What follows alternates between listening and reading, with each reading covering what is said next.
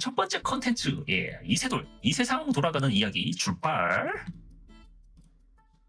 자, 오늘 이세돌, 이 세상 돌아가는 이야기 뉴스는 한, 둘, 셋, 넷, 다섯 개를 좀 준비해봤습니다. 자, 그럼 첫 번째 뉴스 한번 볼까요? 자, 제목입니다. 부서 이동 싫다고 괴롭힘 신고, 갑질 마을하다 을질에 멈든다. 마치 제 얘기거든요. 너무 제 얘기 같아가지고 도저히 지나갈 수 없었습니다. 너무 제 얘기 같아서. 자, 거꾸로 가는 직장 내 괴롭힘 방지법, 법 악용 급증, 괴롭힘 해당 안 돼 5배 급증, 작년 신고 역대 최다, 법 위반은 그 중에서도 12%밖에 안 된다. 억울한 가해자, 양산, 조직 내부 신음, 징계 위기 몰리자 괴롭힘 당했다. 하급자가 상급자 따돌려도 처벌 못해. 경북에선 팀장이 생을 마감하기도 모호한 기준이 신고 오남용을 부추긴다.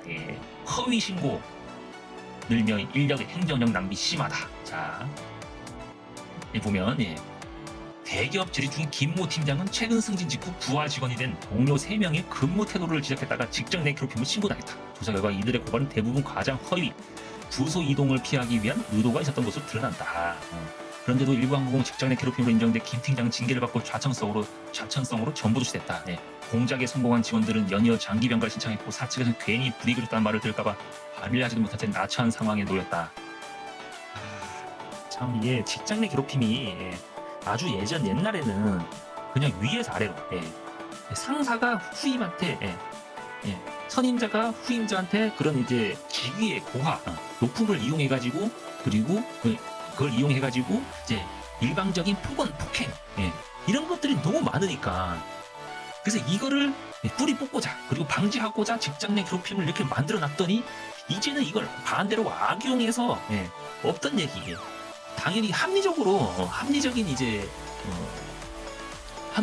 이제 징계라든지 아니면은 이제 부서 이동이라든지 이런 것들을 함에도 불구하고 이거는 날 괴롭힌 거다. 나한테 정신적인 고통과 충격을 줬다. 그래서 이건 직장내 괴롭힘이라고 신고를 하고, 그걸 또 한 사람이 그렇게 하는 게 아니라 여러 명이서 또 똑같은 내용으로 막 신고를 하고 하니까 회사에서는 그것도 무시할 수 없으니, 그리고 회사에서도 이걸 자세하게 좀 이게 합리적인 건지 아닌지를 판단을 해야 되는데, 그냥 그 후임이라는 이유로, 그리고 어떤 선임보다 밑에 있는 사람이기 때문에 당연히 당할 수밖에 없겠지라는 판단 때문에 정확히 판단하지도 않고 그냥 가해자다라고 찍어버리고 오히려 그 사람을 다른 데로 보내버리고 이렇게 한다는 얘기죠. 그러니까 서임한 마음의 편지인 거죠. 그렇죠. 마음의 편지. 근데 이제 군대에서도 이제 마음의 마편이 있지만, 군대의 마편도 원래 옛날에는 없다가 마편이 생기면서, 근데 이게 처음엔 어떤 진짜 올바르게 사용됐는데 이걸 또 악용하는 이제 사례들이 많이 발생하지 않았습니까? 막 이제 뭐 상병장들한테 이제 난 괴롭힘 당했다, 이건 불합리하다 해가지고 막 영창을 가고 막 다른 부대로 전출 가고 막 군기교육대 가고 막 그런 거죠. 그냥 어쨌든 이게 잘 굴러가려면 좀 정확히 또 중간에서 판단을 해야 되는데, 사실 확인을 확인해야죠. 사실관계. 무작정 어떤 사회적 약자다. 그리고 당할 수밖에 없다.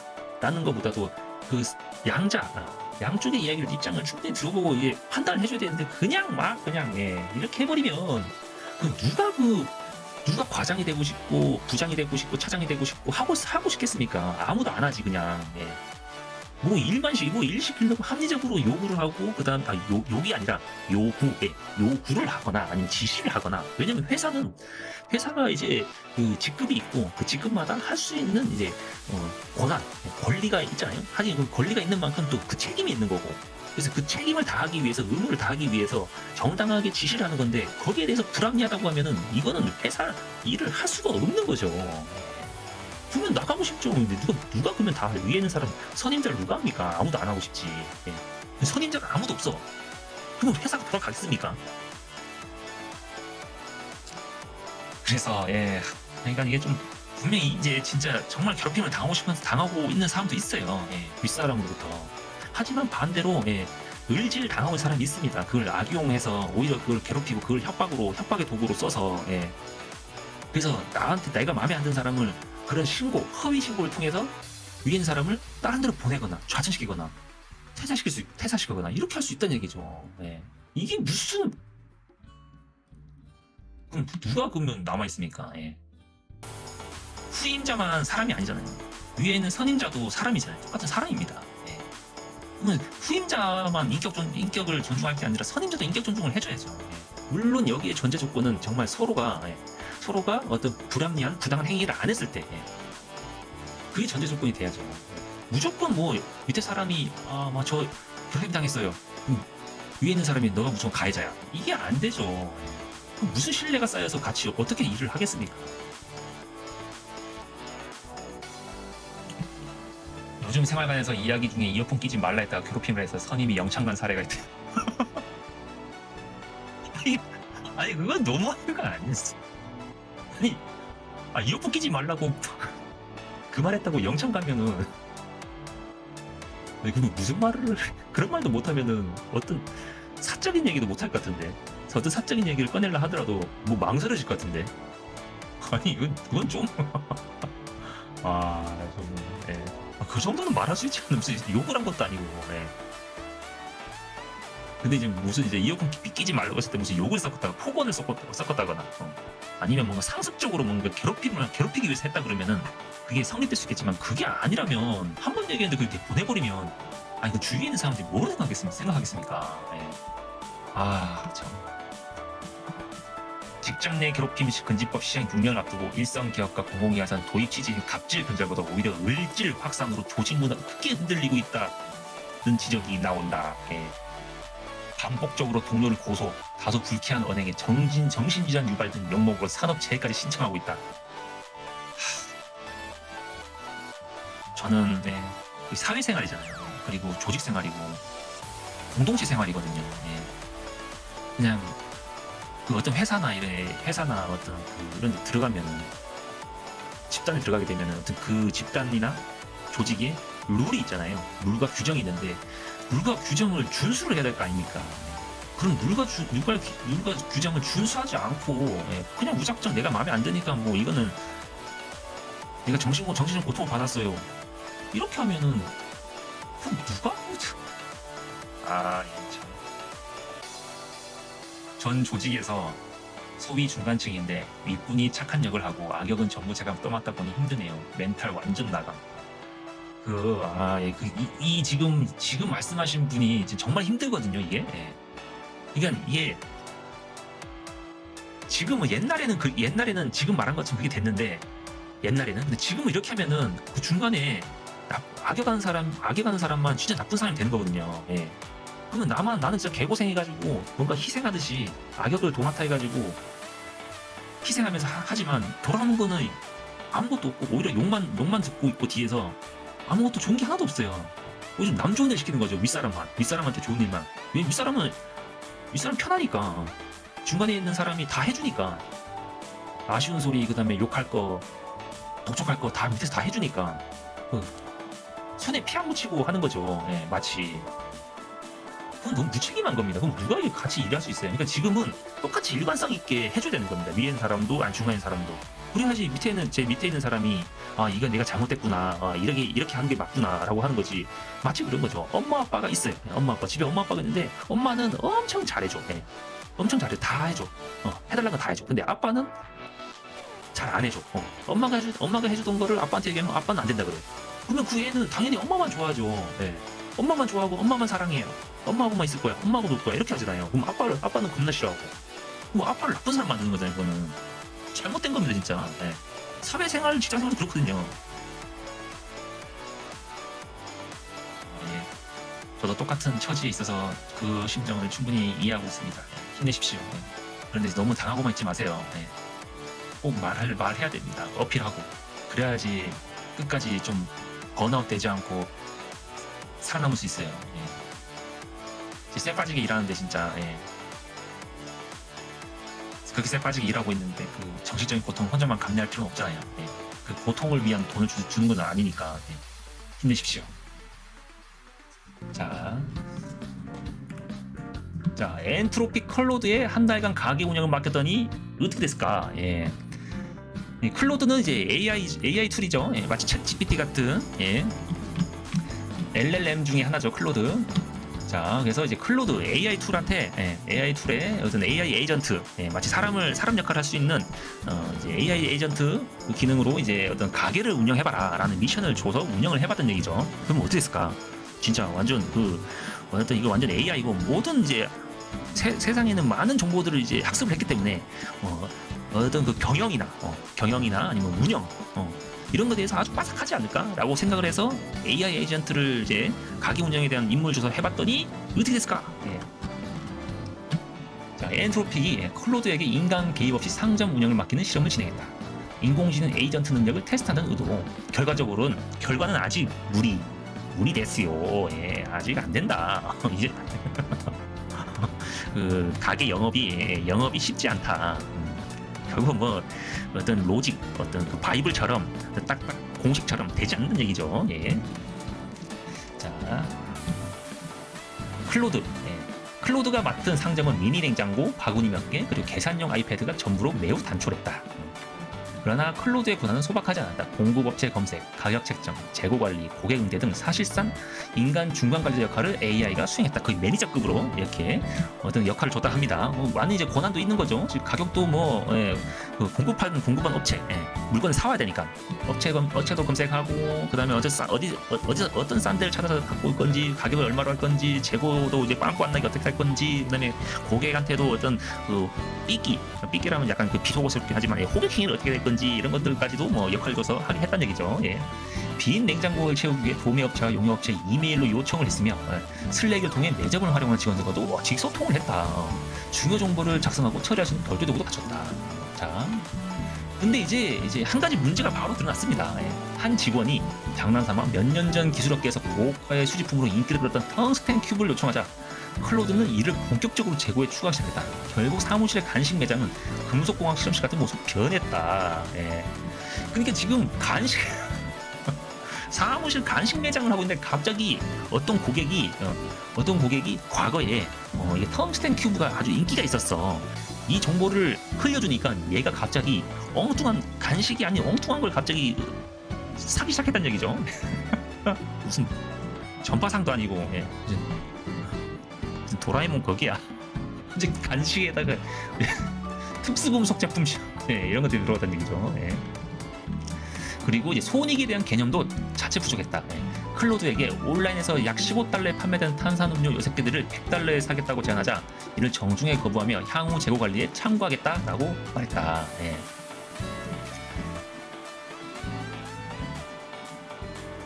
아니 지금 보면은 온라인에서 약 15달러에 되는 탄산음료 6개들이 그러면 15 곱하기 6이잖아요. 6, 5, 30에 90달러. 원래 90달러에 팔아야 되는 거를 100달러에 사겠다는 사람이 있는데 이거를 안 산다고 안 판대요. 안 판대. 더하기 빼기 하면 되는 건데 이게 이 정도도 지금 안 된다. 손익에 대한 개념도 아직도 부족하다. 아니 이거 사람이 보면은 와 이거 10달러 그냥 꽁으로 내가 마진 남길 수 있는데 그럼 바로 팔겠죠. 근데 이득이 남는데 불구하고 안 팔았던 거죠. 아 정직한 건가? 정직한 건가? 아 이게 정가에 판매해야 되니까 정찰제니까 그래서 안 판 건가? 자, 유용한 비서로 훈련된 결과로 재무적인 면보다 사용자 요청을 우선한 현상도 일어났다. 매장 이용객 99%가 엔트로픽 직원인 상황에서 직원 25% 할인을 제공하는 것이 합리적이지 않다는 지적에 클로드는 문제를 인지했다면 할인 코드를 없애겠다고 선언했다. 하지만 며칠 뒤 다시 할인 기능을 재개했다. 그랬더니 이제 엔트로픽은 자산은 빠르게 줄어들었다. 특히 텅스텐 큐브를 40개나 주문한 것이 가장 치명적인. 아무도 사지 않는 거를 40달러 사가지고 40개나 사가지고 말이 안 되는 이게 장사를 해버린 거죠.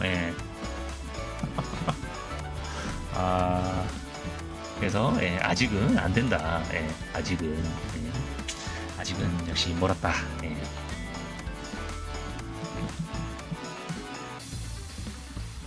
자, 그리고 이런 것도 있다 합니다. 올해 초에는 오픈 AI의 웹브라우저 AI 에이전트 오퍼레이터의 식료품 구매, 그러니까 이번엔 오픈 AI에서 제공하는 이제 AI 에이전트 오퍼레이터가 있죠. 여기 식료품 구매를 맡겼더니 비싼 가격에 구매한 데다가 배송비까지 더해서 계란 12개에 무려 31달러를 지불했다. 계란 12개를 42,300원 주고 사답니다. 아니 그 계란 한 판에 지금 저기 동네 마트 가면 계란 한 판 30개잖아요. 30개에 한 5,000원, 6,000원 얘기 하거든요. 근데 12개에 42,300원을 주고 샀다는. 아, 참. 아, 예. AI, 결론적으로는 AI한테 이거 가게를 영업을 맡겼다가는 쫄딱 망한다. 바로 순식간에 호구돼서 동네방네 호구로 소문나가지고 바로 이제 망한다. 이렇게 요약할 수 있지 않을까 싶습니다. 아, AI 주인님, 저는 주인님이 쉬었으면 좋겠습니다. 그래서 망칠게. 아, 예, 안녕하세요. 거하. 예. 아, AI는 아직 에이전트 그 가게는 안 되겠습니다. 예. 저는 생각보다 되게 AI 에이전트가 좀 잘 될 것 같던데 아직 이쪽 분야는 아직 부족한 부분이 있나 봅니다. 예. 아, 인간을 너무 퍼주려고. 휴먼 중심의 휴먼. 휴먼을 위해서 이제 호구가 됐는데, 근데 주인님도 휴먼인데 주인님을 보호하지 않는 건 좀 너무한 거 아니야? 근데 주인을 보호해야지. 돈 다 퍼주고 어떡해. 자, 다음 뉴스입니다. 다음 뉴스. 20대 줄고 40대 간부만 급증. 늙어가는 삼성전자 어쩌나. 매년 20대 줄고 40대가 늘어 간부가 급증, 조직 활력이 둔화되고 있다.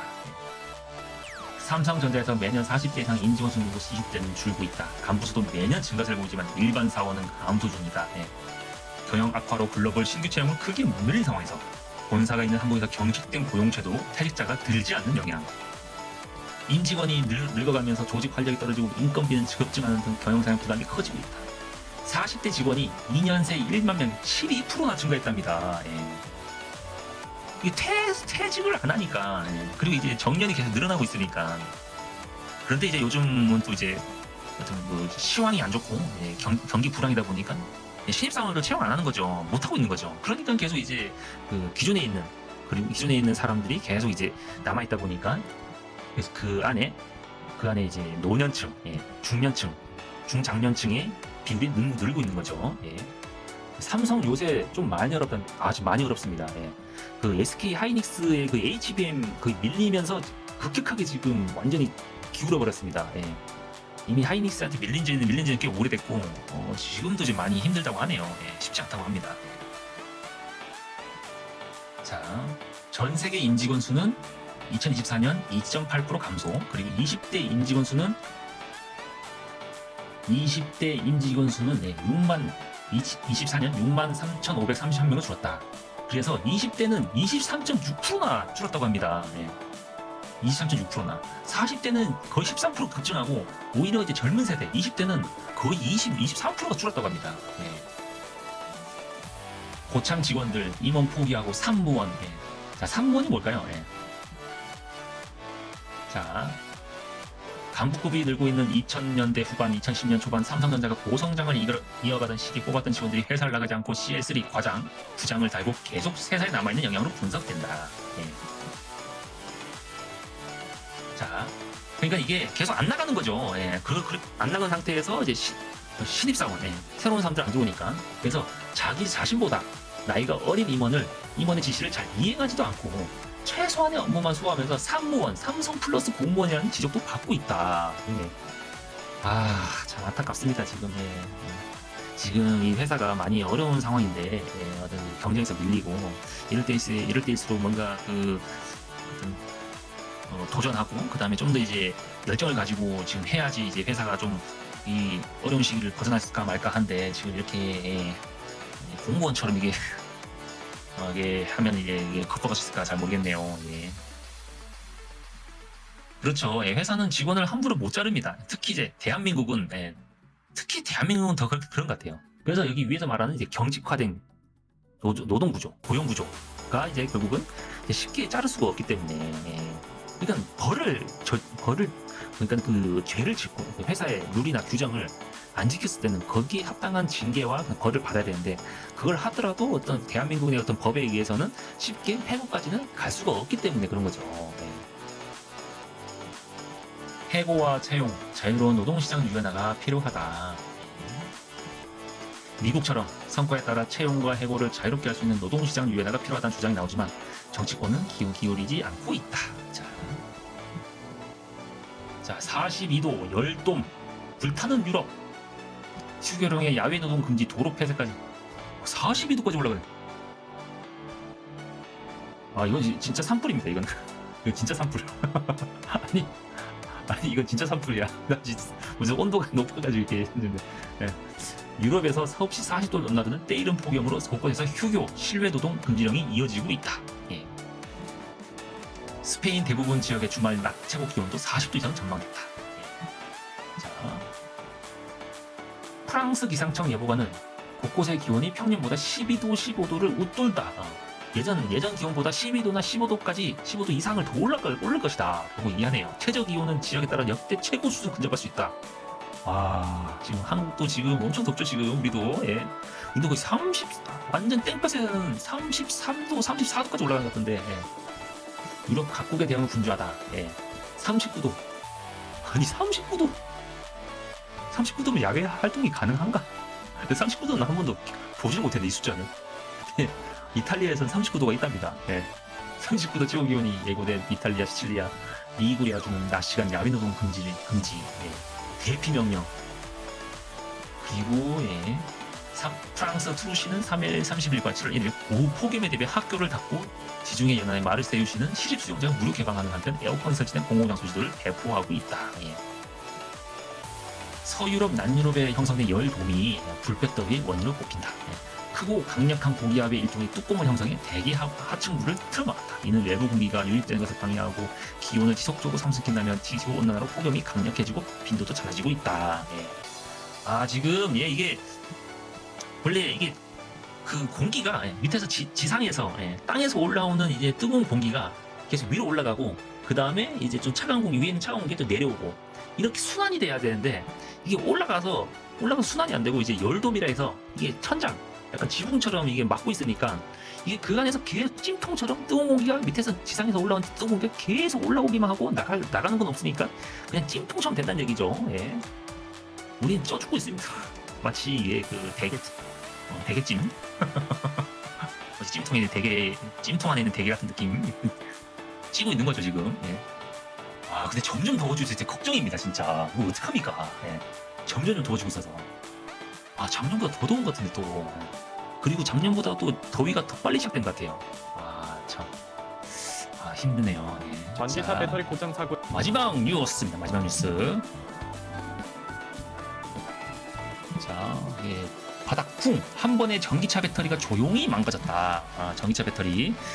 제가 또 다 아시겠지만, 예, 제가 지금 2차 전지 배터리 업계에 이제 종사하고 있지 않습니까? 그래서 또 배터리 얘기도 나오길래 그리고 전기차에 대한 여러분들도 관심이 많이 있지 않겠습니까? 그래서 그 관련해 가지고 한번 뉴스거리를 한번 가져와봤습니다. 의 대부분은 다른 차량과의 충돌이 아닌 도로 위 사물과 부딪힌 뒤 발생합니다. 특히 충격 직후엔 멀쩡하다가 며칠 뒤 고장이 드러나는 경우도 적지 않은데요. 여름철엔 습기 유입으로 고장 가능성이 더 커 주의가 필요합니다. 김수강 기자입니다.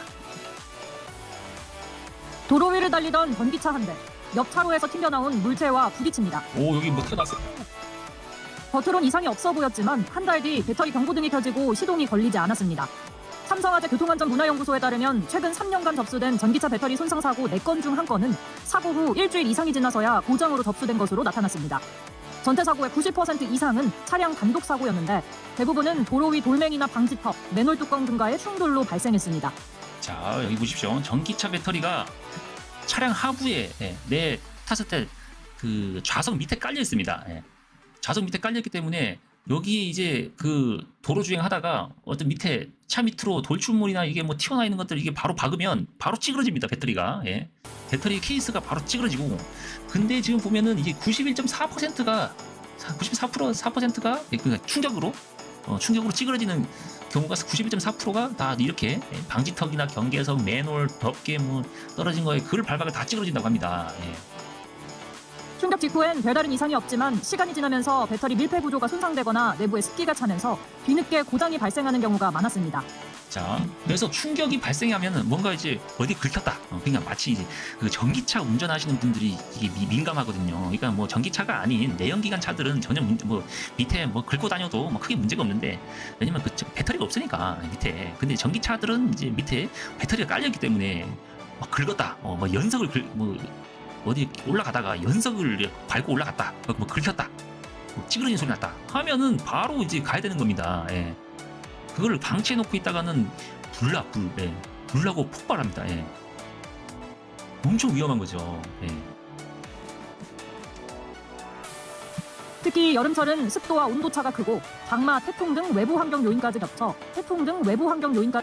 특히 자, 여기 보시면 여기 여름철 지금 여기 이게 배터리 케이스인데 요 안에 이제 전해액이 이게 있는 겁니다. 전해액이. 예, 전해액이라면 이제 그 양극과 음극의 이제 리튬 이온, 이 이온이 이제 왔다 갔다 하기 위한 이제 그 액상, 액상이 이제 그 액상의 통로 역할을 하는 이제 가연성 물질이 들어 있는 거죠. 예, 그게 지금 새어 나오는 겁니다. 예, 물이 아니고. 그게 새어 나오면은 그거는 이제 바로 이제 그게 이제 가연성이기 때문에 어떤 불이 붙을 수 있는 거죠, 충분히. 예, 그래서 원래 새어 나오면 안 돼요. 예. 밀폐가 딱 돼 있어야 돼요.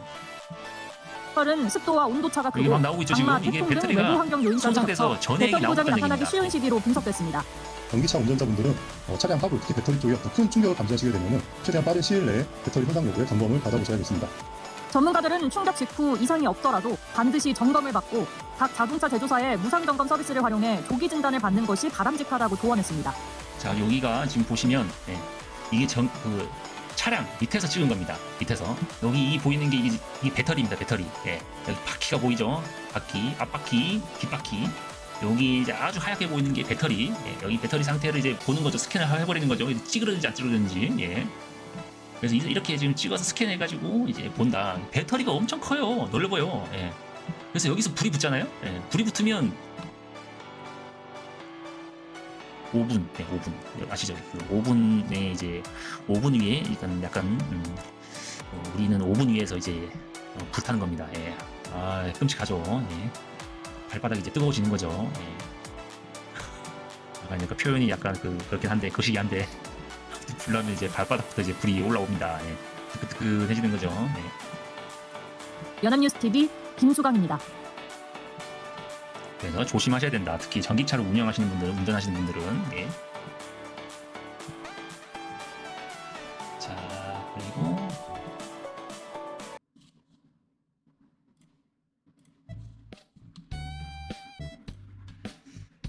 그럼 내연기관 차는 보닛에 연기 보이면 불난다겠지만 전기차는 모르겠네요. 아니, 전기차는 전기차는 잘 알 수가 없어요. 예.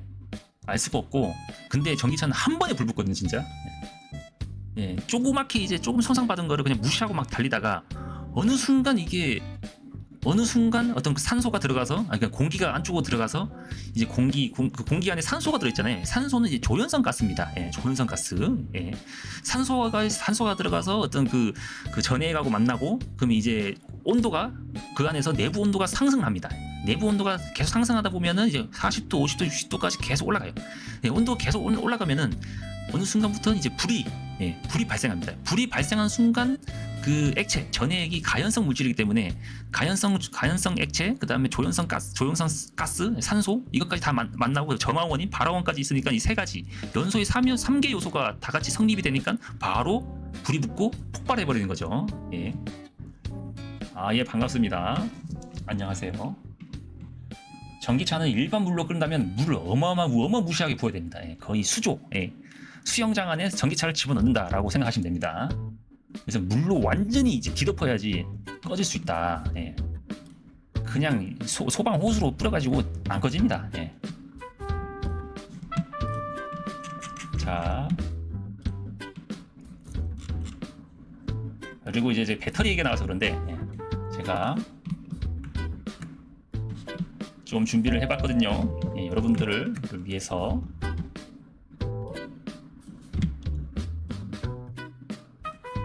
자, 지금 보면 저희가 지금 전기차 배터리가 두 가지 종류가 있습니다. 3원계 배터리라서 NCM, 니켈, 코발트, 망간이고 LFP, 리튬 인산철 배터리 두 종류가 있어요. 두 종류가 있는데 이제 흔히 이제 말하는 이제 LFP 배터리가 좀 안정성이 높고 그다음 가격도 싸고, 그리고 지금 중국 CATL에서 강력하게 밀고 있는 주종 배터리입니다. 예, LFP 배터리. 그리고 NCM 배터리는 우리 한국에서 밀고 있는, 한국에서 처음부터 집중해서 기술 개발시켰던 배터리가 NCM 3원계 배터리입니다. 이게 그 삼성 SDI, 그다음에 SK온, 그다음에 LG 에너지 솔루션에서 했던 거죠. 근데 이제 별명이 이제 그 비교가 아주 정반대로 특성이 있습니다.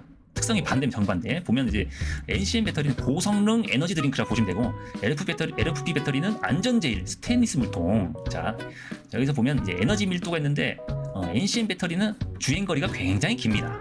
하지만 LFP 배터리는 주행 거리가 짧아요. 예. 근데 안정성, 만약에 충격을 받았다. 충격받으면 바로 이제 불납니다. 예, 불나고. 근데 LFP 배터리는 불이 안 납니다. 예, 거의 불이 안 나요. 예. 구멍이 뚫리고 막 찌그러져도 잘 안 터져요. 예, 불이 안 나. 그리고 이제 수명 부분은 NCM 배터리는 보통, 근데 LFP 배터리는 깁니다. 수명이 굉장히 길어요. 예. 그리고 가격은 이제 NCM이 비싸죠. 훨씬 비쌉니다. 예. 근데 안에 들어있는 금속 자체가 코발트가 비싸거든요. 하지만 이제 LFP 배터리는 이제 저렴합니다. 왜냐하면 주성분이 철입니다. 예. 철 되게 싸죠. 예, 철. 예.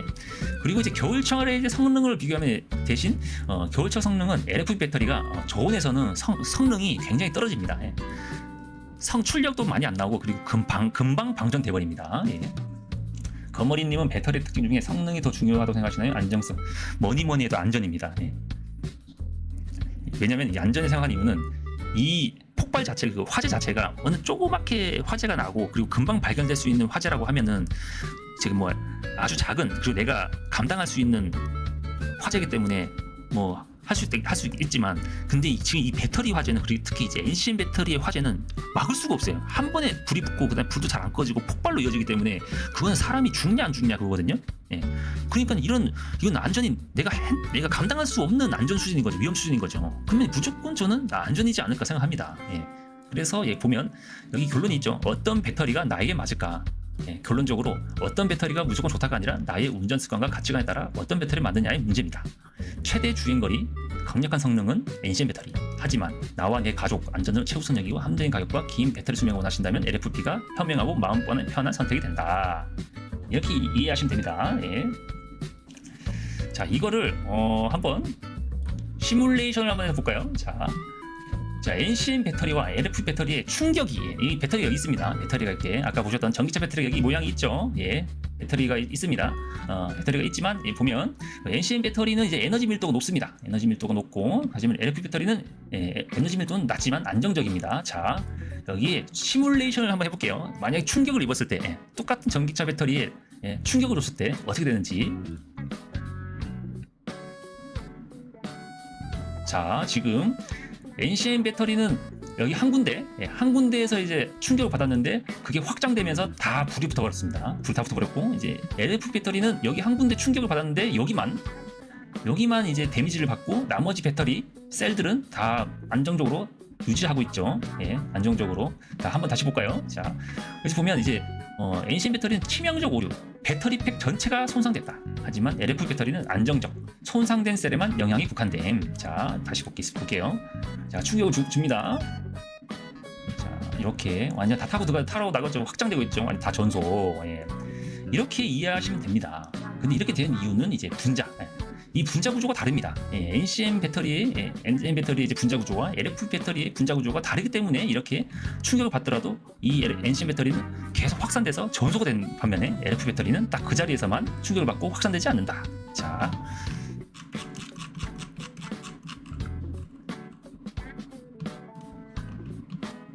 자, 여기서 이제 분자 구조를 한번 볼까요? 분자 구조. 자, 이 NCM 구조는 이제 레이어드 락 솔트라 해가지고 층상 구조입니다. 층상 구조. 여기 층상 구조 보이시죠?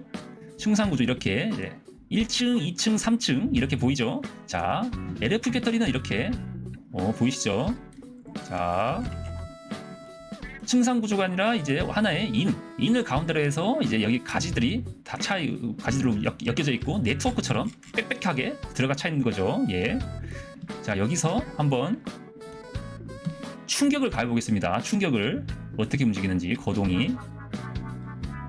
자, 참고로 여기 주황색 있죠? 주황색 주황색 동그라미들이 산소입니다. 산소. 약간 분홍색 빛깔 뜨는 거 산소. 자, 충격 줬더니 산소들이 다 빠져나가고 있죠. 지금 산소들이 다 결합이 분리되면서 분해되면서 산소들이 다 떠나가 버렸습니다. 예, 산소 분자가 이거 완전히 구조가 완전히 무너지는 겁니다. 예. 구조가 완전히 무너져 버리니까 이게 한 군데에서 충격을 받았음에도 불구하고 그 한 군데가 비면서 갑자기 그 흥상 구조들이 다 무너져 버리니까 분조고자가 무너지면서 화재가 확산되는 거죠. 바로. 하지만 여기 보시면 얘는 보이십니까? 지금 얘만 계속 이제 충격을 받아서 계속 흔들흔들 하고 있지만 분해는 안 되고 있죠. 여기 보이시죠? 분해 안 되고 계속 유지하고 있죠. 자, 여기 보시면 얘만 계속 충격받은 데가 얘입니다. 이 분자만 흔들리지 나머지 것들은 확산되지 않고 그대로 있는 거죠. 자, 이렇게. 그래서 다릅니다. 이렇게. 자, 이렇게 구조가 이렇게 생겼습니다.